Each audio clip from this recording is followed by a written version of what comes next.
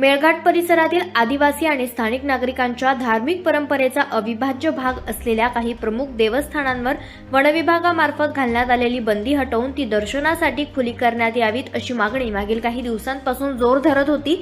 या बंदीमध्ये सेमाडोह येथील भूमका बाबा, हत्रू येथील डवरादेव बाबा, तारुबांदा येथील कानरी बाबा तसेच कोकमार येथील नरसिंग बाबा या प्रमुख देवस्थानांचा समावेश होता।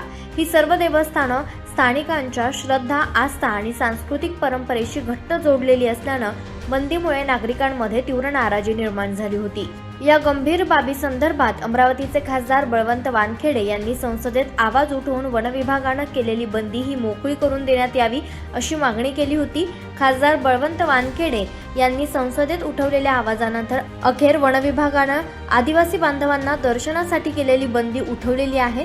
खासदार बळवंत वानखेडे यांच्या अथक प्रयत्नांमुळे आज आदिवासी बांधवांना आपल्या देवस्थानाचं दर्शन घडत आहे।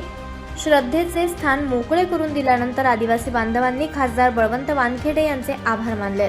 तसेच ज्या काही त्रुटी आहेत त्या संदर्भात आज खासदार बळवंत वानखेडे आणि वनविभागाच्या अधिकाऱ्यांमध्ये अमरावती येथे बैठकही पार पडली आहे। आज ज्या आमच्या आदिवासी बांधवांचं हक्काचं स्थान आहे आणि त्याची परंपरागत दैवत आहे, जे की वर्षानुवर्षे ते सातत्यानं त्याची पूजा करतात, परंतु वन विभाग वारंवार त्यांना अडचणी आणते।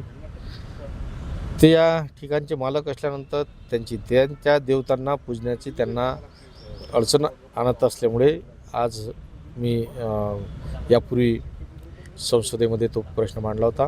आज त्या संदर्भात बैठकसुद्धा घेतली CCF सोबत आणि त्यांनी हे मान्य केलं की हे त्यांचे दैवत आहेत, त्यांच्या पूजा अर्चा करायला आम्ही हे काही अडचण आणणार नाही, परंतु काही नियम अटी असल्या पाहिजेत या मुद्द्यावर त्यांनी बोट ठेवलं आणि काही दिवसासाठी, काही महिन्यासाठी ती यात्रा सध्या खुली आहे, त्यांचं पूजन होईलच आणि टप्प्याटप्प्यानं असं काही अजून काही वाटलं तर ते त्या पद्धतीनं आपल्याला सहकार्य करण्यासाठी, आदिवासी बांधवांना सहकार्य करण्यासाठी ते तयार आहे।